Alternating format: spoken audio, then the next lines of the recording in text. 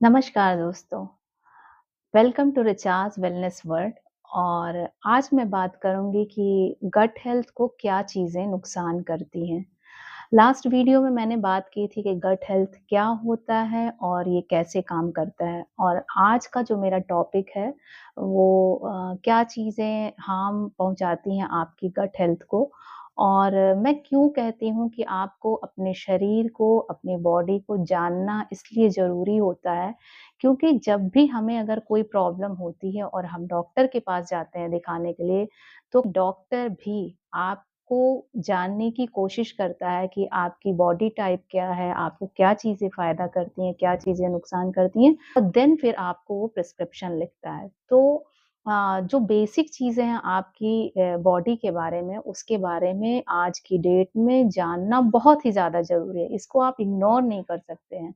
अगर थोड़ा भी आप अवेयर रहेंगे तो आप काफ़ी चीज़ों से बच सकते हैं। जैसे कि आजकल आप देख रहे होंगे कि हर घर में शुगर का एक पेशेंट है, बीपी का पेशेंट है, थायरॉइड का, पीसीओडी का, पीसीओएस का। ये सब बीमारियाँ जो हमारी लाइफ़स्टाइल है वो गड़बड़ होने की वज़ह से होती है। आज हम डिस्कस करते हैं कि गट हेल्थ को क्या चीज़ें नुकसान पहुँचाती हैं। तो सबसे पहला इसमें आता है एंटीबायोटिक दवाएँ।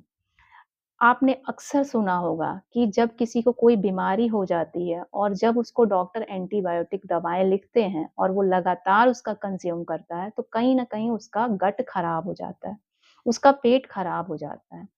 तो मैं ये नहीं कहूँगी कि डॉक्टर के पास फिर आपको नहीं जाना चाहिए, अगर आपको कोई प्रॉब्लम हो गई या डॉक्टर को नहीं दिखाना चाहिए। लेकिन हाँ, छोटी-छोटी चीज़ों के लिए एंटीबायोटिक दवा अवॉइड करनी चाहिए। आप लोगों ने बहुत लोगों को देखा होगा कि किसी को माइग्रेन की प्रॉब्लम है। अगर उसने अपनी फ्रेंड को बताया कि हाँ, मुझे भी माइग्रेन है, तो वो वही दवा लेने लगती है, जबकि ऐसा नहीं करना चाहिए। 1-2 दिन के लिए फ़ीवर होता है, आप कोशिश करिए एंटीबायोटिक को अवॉइड करने की, क्योंकि एंटीबायोटिक जब हम दवा लेते हैं, तो क्या होता है हमारे शरीर में, जब वो दवाएँ जाती हैं, उस चीज़ के लिए हम लेते हैं, उसके इन्फेक्शन को ख़त्म करने के लिए जाती हैं। आप सभी को पता होगा कि गट हेल्थ में 2 टाइप के बैक्टीरिया पाए जाते हैं, एक गुड बैक्टीरिया, एक बैड बैक्टीरिया। तो गुड बैक्टीरिया और बैड बैक्टीरिया जो होते हैं, उनको वो एंटीबायोटिक नहीं पहचानती कि मुझे किसको मारना है, किसे नहीं मारना है। तो वो इन्फेक्शन को ख़त्म करती है और जिससे उसमें दोनों बैक्टीरिया मर जाते हैं, और गुड बैक्टीरिया का बैलेंस गड़बड़ होने की वजह से वो फिर आपके गट हेल्थ में इश्यू होता है। हम सबको पता है कि जो हमारी बॉडी है ट्रिलियन सेल से बनी है। सेम इसी तरह हमारी गट हेल्थ में ट्रिलियंस जो है आपके बैक्टीरियाज़ होते हैं। बैक्टीरियाज़ 2 टाइप के होते हैं, एक गुड बैक्टीरिया होता है, एक बैड बैक्टीरिया। और गुड बैक्टीरिया, जैसे कि नाम से ही पता है कि गुड बैक्टीरिया हमारी जो इम्यून सिस्टम को स्वस्थ रखने में मदद करता है। जो भी हमें इन्फेक्शन होता है, जो भी बीमारी होती है, उनसे लड़ने में गुड बैक्टीरिया मदद करता है। तो अगर हम गुड बैक्टीरिया और बैड बैक्टीरिया का बैलेंस अच्छा रखेंगे, तो हमारी गट हेल्थ बहुत अच्छी रहेगी। दूसरी चीज़ है जो हमें नुकसान करती है, वो है जंक फूड और प्रोसेस्ड फूड। जंक फूड और प्रोसेस्ड फूड से हमें इसलिए बचना चाहिए क्योंकि उसमें बहुत ज़्यादा मात्रा में शुगर ऐड होता है, उसमें नमक की मात्रा बहुत ज़्यादा रहती है। उसको कहीं न कहीं हम जब प्रोसेस्ड करके रखते हैं तो उसमें केमिकल यूज़ होते हैं, उसमें ट्रांस फैट बहुत ज़्यादा यूज़ होता है। ये हमारी गट हेल्थ में जाके इन्फ्लेमेशन पैदा करता है और जो कि हमारी इम्यून सिस्टम है उसको जो डिस्टर्ब करता है और मोटापे को बढ़ाता है। तो आपकी हेल्थ के लिए बहुत ज़्यादा नुकसानदेह है।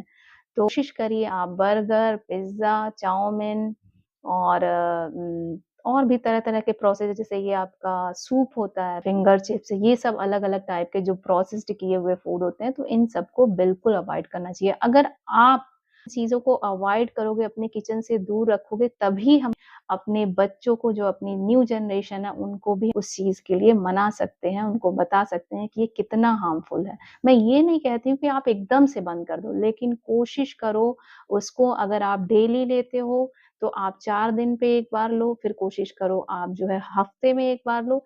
आप इसी तरह से इस चीज़ों को कम कर सकते हो। एकदम से अगर करने की कोशिश करेंगे, तो आप नहीं कर पाएँगे। तो कोशिश करिए धीरे-धीरे इस चीज़ को अपने किचन से हटाने की। तीसरी चीज़ जो एक नुकसान करती है, वो होती है अल्कोहल।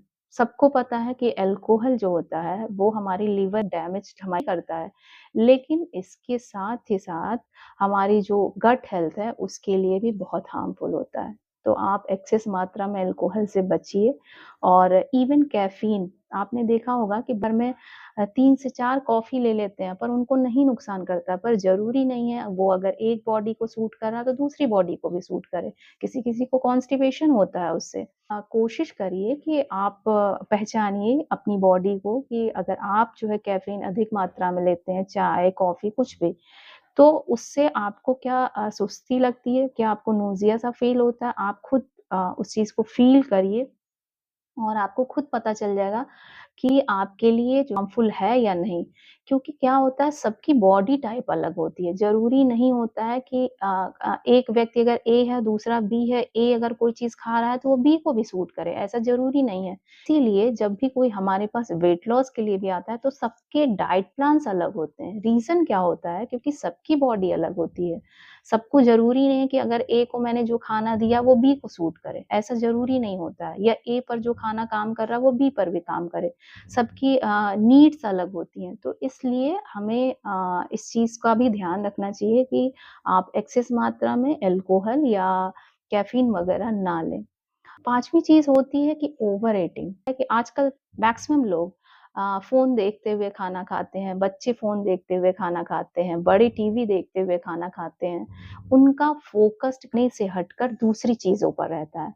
तो ये भी बहुत ज़्यादा प्रॉब्लम क्रिएट करता है आपकी गट हेल्थ को। होता क्या है उसमें आपको पता भी नहीं चलता कि आप कितना ज़्यादा खाना खा लिए हैं और आप कितने निवाले खाते गए क्योंकि आप फ़ोकस्ड नहीं होते हैं। और उससे क्या होता है एक्सेस मात्रा में खाना ले लेते हैं। एक चीज़ मैं और बताना चाहूँगी, आपको जितनी भूख लगी हो उससे 20% मतलब अगर आपको 4 रोटी की भूख है, तो आप सिर्फ़ 2 रोटी खाइए। क्यों ऐसा लोग कहते हैं? मैं इसको एक एग्ज़ाम्पल के थ्रू समझाती हूँ। सपोज़ आप एक मिक्सी में बहुत सारा पूरा ऊपर तक दाल भर देते हैं और जब उसको ग्राइंड करने की कोशिश करते हैं, तो वो चलता नहीं है। कारण पता है क्या है? कारण यही है कि उसमें जगह ही नहीं है उसको घूमने के लिए, उसकी मोटर को घूमने के लिए उसमें जगह ही नहीं मिल रही है। तो सेम इसी तरह होता है कि अगर आप ओवर ईटिंग यहाँ तक खाना खा लेंगे, भर लेंगे तो जो आपका स्टमक है उसको चर्न करने की जगह ही नहीं मिलती और कहीं न कहीं वो इंडाइजेशन में कन्वर्ट हो जाता है, वो आपका खाना डाइजेस्ट ही नहीं होता है। तो इसलिए कोशिश करिए आपको जितनी भूख लगी हो उससे कम खाएँ, खाना फ़ोकस्ड होकर खाएँ। जो भी चीज़ अगर आप टीवी देखकर खाना खाते हैं, न्यूज़पेपर देखकर खाना खाते हैं, तो प्लीज़ उस चीज़ को अवॉइड करें। ये आपकी ही हेल्थ के लिए अच्छा है। मैं ऐसा इसलिए बता रही हूँ ताकि ये छोटी-छोटी चीज़ें आप अपनाएँ अपने जीवन शैली में और अपने जीवन को स्वस्थ बनाएँ। और छठी चीज़ है स्ट्रेस और टेंशन।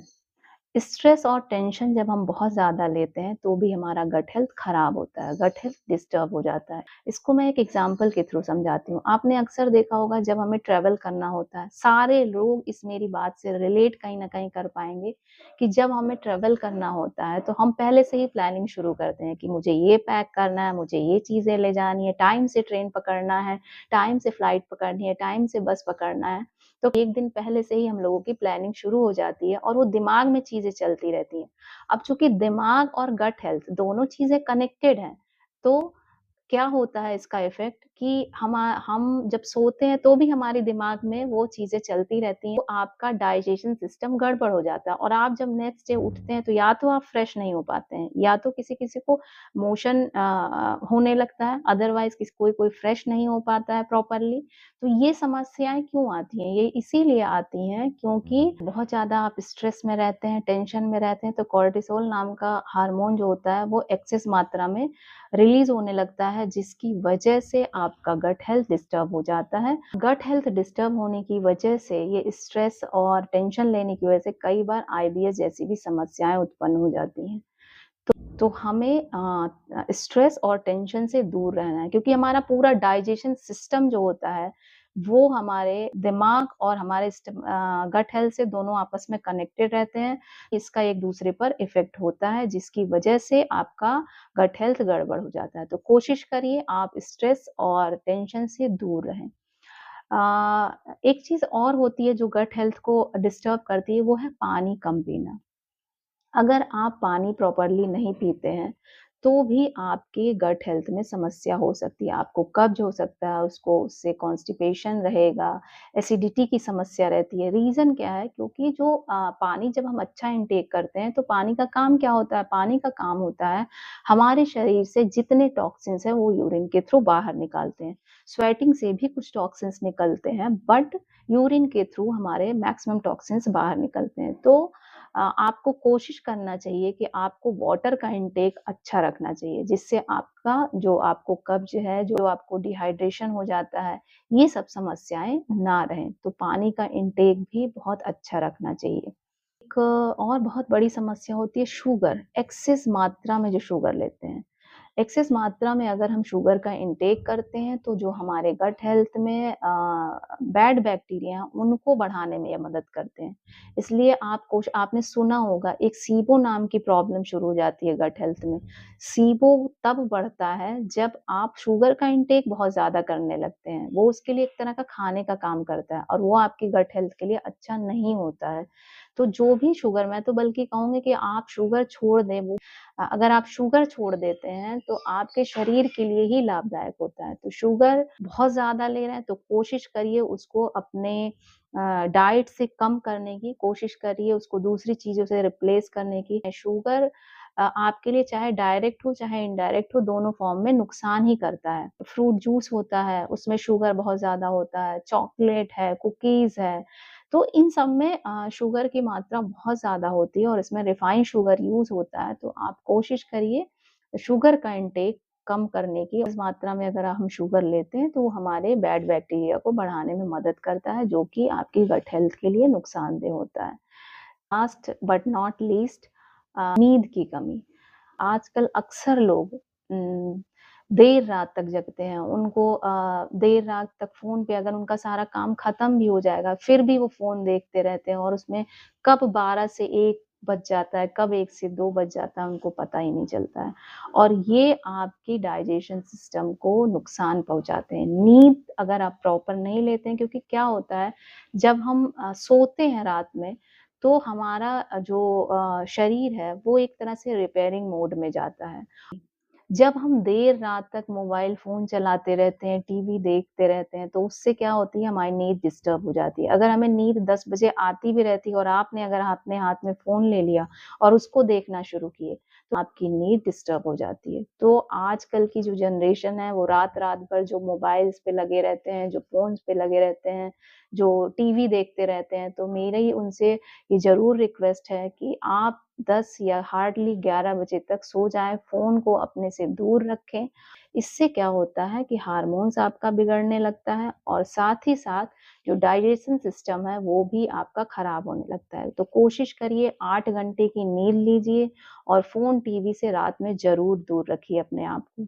तो ये कुछ इश्यूज़ हैं, ये कुछ टॉपिक्स थे, जो कि हमारे गट हेल्थ को बहुत ज़्यादा नुकसान करते हैं और मैं ज़रूर चाहूँगी कि आप मेरा फर्स्ट वीडियो भी जाकर देखें कि गट हेल्थ क्या होता है और ये कैसे वर्क करता है और आज का वीडियो भी आप ज़रूर देखें, इसको पूरा लाइक करें, सब्सक्राइब करें और ऐसे ही मैं फिर नए एक टॉपिक के साथ मिलूँगी आपको नेक्स्ट वीडियो में।